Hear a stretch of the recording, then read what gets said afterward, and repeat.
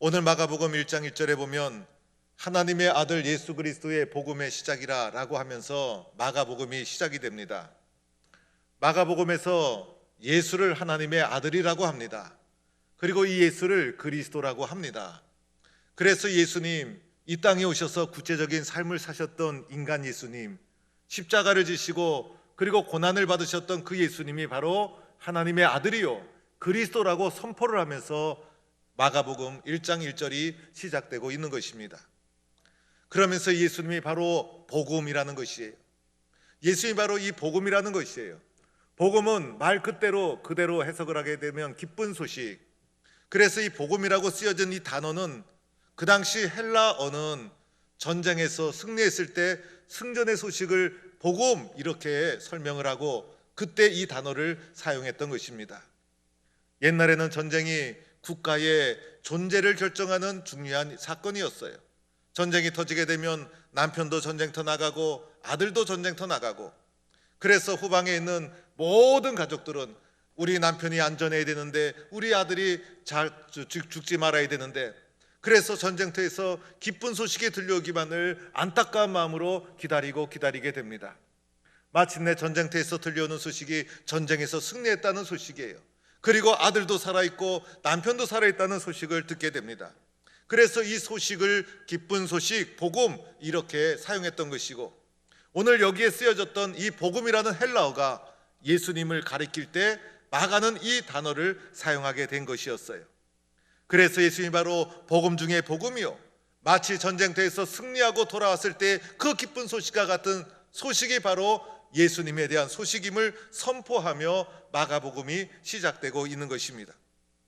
이렇게 예수님에 대해서 거창하게 선포를 하면서 1절이 시작되더니 예수님에 대해서 구체적으로 계속해서 설명이 이어져야 하는데 2절에 가보니 분위기가 갑자기 바뀌더니 예수님이 아니라 바로 요한에 대해서 말씀이 설명되어지고 있는 것을 보게 됩니다.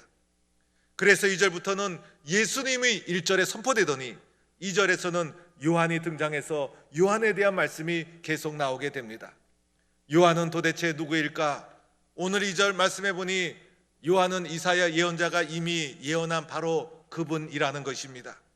광야에 외치는 자의 소리가 있어 이르되 주의 길을 준비하라, 그의 오시는 길을 예비하라. 바로 요한이 바로 이런 역할을 하시기 위해서 이 땅에 오신 분이라는 것입니다. 요한이 활동한 무대는 우리가 잘 알다시피 광야에서 활동을 했어요. 요한의 복종은 좀 특이했어요. 낙타 털옷을 입고 허리에 가죽들을 띠고 메뚜기와 석청을 먹었더라. TV 프로에 보면 자연인이라는 프로그램이 있어요. 그 자연인도 좋아가지고 나도 저렇게 살았으면 하면서 그 프로를 보시는 분들도 있어요. 여러분, 보기는 좋지만은 그렇게 사는 것은 그렇게 좋은 것이 아닌 것 같아요. 그래서 세례 요한이 아마 자연인 중에 자연인이 아니었을까. 그래서 이렇게 광야에서 사시던 이 세례 요한의 모습은 구약의 엘리야를 연상시키기도 하고 마지막 때에 나타날 선자의 모습을 보여주는 것 같기도 하고, 그리고 이 요한은 금욕과 금식으로 경건으로 자신의 삶을 단련시키고, 그리고 이러한 요한이 세상을 향해서 외친 목소리가 있었어요. 그것은 바로 회개를 촉구하는 것이었어요. 세상을 향해 회개하라, 그리고 하나님 앞에 참회하라. 그래서 회개를 촉구했던 자가 바로 세례 요한이었던 것입니다. 마태복음에 보면 이 요한이 세례를 받으러 회개하러 나온 사람들에게 이렇게까지 말합니다. 독사의 자식들아, 누가 너희를 가르쳐 임박할 진노를 피하려 하되나. 그래서 많은 사람들을 향해서 독사의 자식들아라고 하면서 지독한 선언을 하면서 회개를 촉구했던 이 불과 같은 사람이 요한이었던 것입니다. 이 요한의 외침은 호소력이 있었고 영적 가마력이 있었어요. 그래서 당시에 수많은 사람들이 요한에게 와서 죄를 고백하고 회개하기 시작합니다. 당시에는 말씀도 끊기고 예언도 끊기고 그리고 종교도 영적으로 타락하고 세상에 소망이 없었던 시대였어요. 회개하지 않으면 소망이 없다는 요한의 외침에 수많은 사람이 요한에게 나와서 자신의 죄를 자복하기 시작합니다. 눈물을 구하며 회개를 하고 죄에서 벗어날 것을 다짐합니다. 하나님께 돌아올 것을 다짐하고, 그리고 이런 회개운동이 전 유대인에 크게 일어나게 되었던 것입니다. 그리고 나와서 회개의 표로 요한이 그들에게 행한 것이 바로 세례였어요. 그래서 세례를 베푸는 요한, 이래서 이 광야에서 회개를 촉구했던 요한을 세례 요한이라고 불렀던 것입니다. 이런 회개 운동을 가만히 보면 오늘 우리에게 꼭 필요한 운동이 이런 회개 운동이 아닐까 생각이 됩니다. 오늘날 우리는 물질 만능이 시대에 살아가고 있고, 그리고 극단적인 대립과 갈등 속에 살아가고 있고, 우상 숭배가 범람하는 시대에 영적 혼란의 시대를 우리는 살아가고 있어요. 우리가 예수를 잘 믿는다고 하지만은 음으로 양으로 나도 모르게 이런 시대의 흐름으로부터 자유롭지 못하고, 나를 잘 돌아보면 내 속에 나도 모르게 세상에 편승하고 오염된 우리의 모습과 신앙을 발견하게 됩니다. 중요한 것은 끊임없이 회개라는 단어를 기억하고 회개하는 심정으로 살아가야 한다는 것입니다. 그래서 이런 운동이 전 유대 나라에 일어나게 되고, 그리고 세례 요한의 이 회개 운동으로 많은 사람이 죄를 자복하고 요한에게 와서 회개하고 그에게 세례를 받는 일이 일어난 것입니다. 세례 요한이 회개 운동뿐만 아니라 또는 이런 말도 했습니다. 나보다 더 능력 많으신 이가 내 뒤에 오시나니 나는 몸을 굽혀서 그의 신발끈을 풀기도 자격조차 없는 자다. 나보다 더 능력 많으신 분이 내 뒤에 곧 오는데 그분이 얼마나 능력이 많으신지 나는 그분의 신발끈을 풀 자격조차 없는 사람이다. 나는 여러분에게 회개의 표로 물로 세례를 주지만은 그분은 성령으로 세례를 베푸시는 분이다. 이렇게 요한은 나는 비록 너희들에게 회개를 촉구하고 많은 사람들이 나의 말을 듣고 회개를 하고 세례를 받았지만은 나는 아무것도 아니다. 나보다 훨씬 능력이 크신 분, 나보다 훨씬 능력이 많으신 분이 내 뒤에 곧 오시는데 나는 그분의 신발끈 풀 자격조차 없다. 그분은 성령으로 세례를 주시는 분이시다. 이렇게 그분이 곧 오심을 예비하고 준비하는 역할을 했다는 것입니다. 요한의 회개 운동 의미가 있고, 그리고 요한의 회개 운동은 많은 사람들에게 큰 의미가 있고 죄를 회개하게 하는 귀한 역할을 감당한 의미 있는 회개 운동이었습니다. 그런데 요한의 회개 운동은 구원의 사건이 아니었죠. 이것을 잘 분별할 필요가 있는 것이에요. 요한이 회개를 촉구했지만은 요한 자체가 구원자가 아니었다는 것입니다. 우리도 살다 보면 잘못을 저지르고 실수를 할 수가 있어요. 그런데 옆에 있는 누군가가 나를 사랑하는 마음으로 그 죄를 지적했다고 합시다. 그 죄를 지적하는 것이 나에게는 사랑의 음성으로 들려서 내가 듣다 보니 맞아요. 내가 잘못을 했어요. 그래서 인정하고 자인하고 회개했다고 생각해 봅시다. 그렇다고 해서 내가 죄를 회개했지만은 그 죄를 지적한 사람이 구원자가 되는 것이 아니잖아요. 내가 죄를 인식하고 회개하는 것 중요한 것이죠. 그러나 보다 더 중요한 것이 있다는 사실입니다. 그것은 바로 죄의 용서의 체험인 것이에요. 용서의 자격이 있는가? 용서해 주실 분이 누구인가? 세례 요한은 회개를 촉구했지만은 구원자가 아니었다는 사실입니다. 용서의 권한은 오직 예수님 뿐이시고 예수님만이 할 수 있는 것이고, 그래서 요한은 이것을 잘 알고 있었기 때문에 내 뒤에 오시는 분은 성령으로 세례를 베푸시는 분이고 나보다 더 능력 많으신 분이 내 뒤에 오신다고 말했던 것입니다. 즉 요한은 회개 운동과 함께 오시는 예수님을 준비하는 역할을 했다는 것입니다. 그래서 요한은 일종의 주인공이 오는 예고편이라 할 수 있고, 주인공이 나타나기 전에 앞장서서 길을 닦는 역할을 했던 분이 바로 요한이었고, 음악으로 치면 일종의 본 음악이 나타나기 전에 전주곡과 같은 역할을 한 분이 요한이라고 할 수 있는 것입니다. 이 요한의 활동은 회개를 촉구했다는 것, 그리고 예수님의 오실 길을 준비하고 예비했다는 큰 의미가 있는 훌륭한 예언자가 바로 세례 요한이라고 할 수가 있습니다. 이제 요한이 지적한, 요한이 가리킨 그분, 나보다 능력 많으신 그분, 내가 신발끈 풀기도 할 자격조차 없다고 한 나보다 능력 많으신 분, 성령으로 세례를 주는 바로 그분이 나타나게 됩니다. 그분이 바로 마가복음 1장 1절에 마가가 선포한 하나님의 아들 예수 그리스도의 복음의 시작이라 바로 예수님, 바로 그분이 이제 나타나기 시작합니다. 그래서 오늘 9절 말씀에 보면 예수님이 나타나는 장면이 나오기 시작합니다.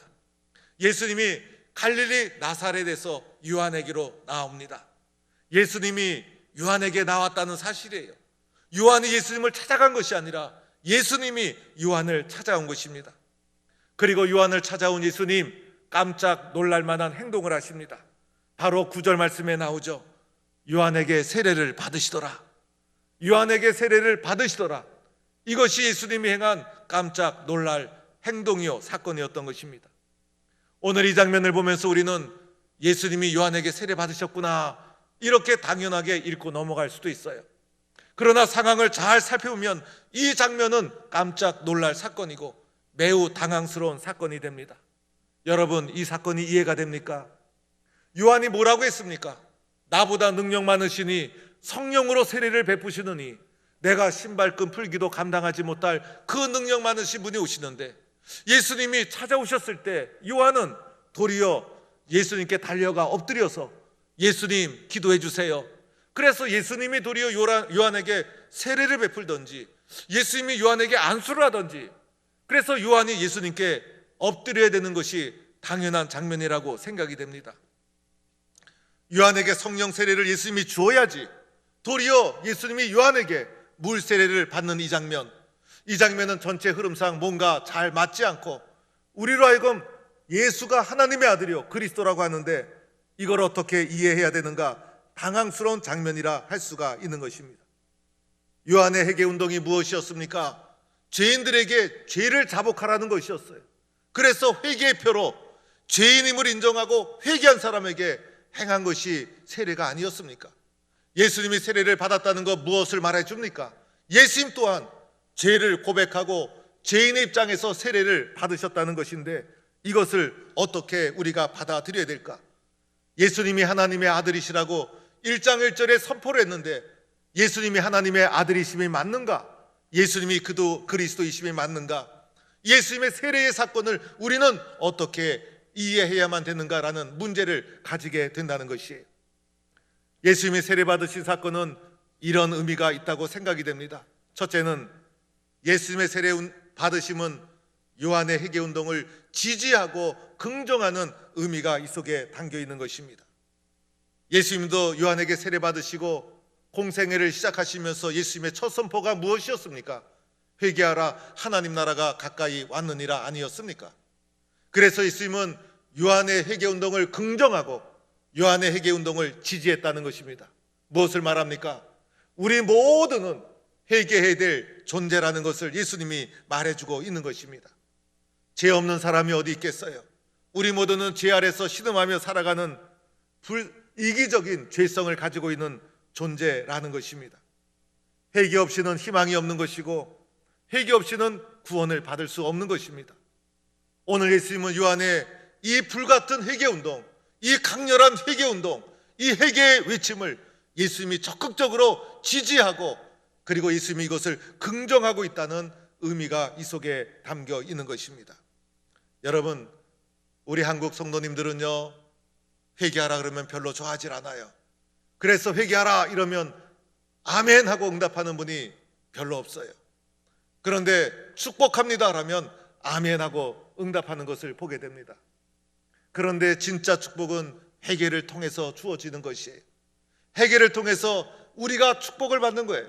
회개를 통해서 새 사람이 되는 것이고 회개를 통해서 은혜를 받는 것이고, 그래서 늘 주님 앞에 회개하는 심정으로 살아가고 회개의 음성이 내 마음속에서 끊이지 않도록 그 회개의 외침을 듣고 인정하고 하나님 앞에 나를 돌아보고 회개하는 심정으로 살아가는 자가 하나님 앞에 가장 큰 은혜와 축복을 받는 사람인 줄로 믿고 늘 주님 앞에 회개하는 심정으로 살아가는 성도가 될 수 있기를 축원합니다.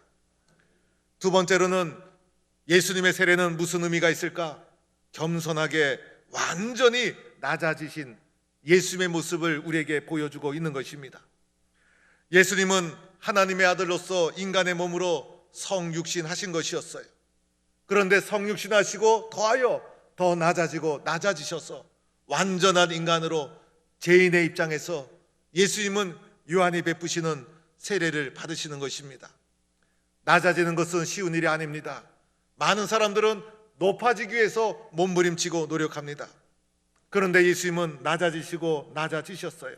온전한 인간이 되셔서 인간의 죄와 허물을 자신이 다 짊어지시고 받아들이셨습니다.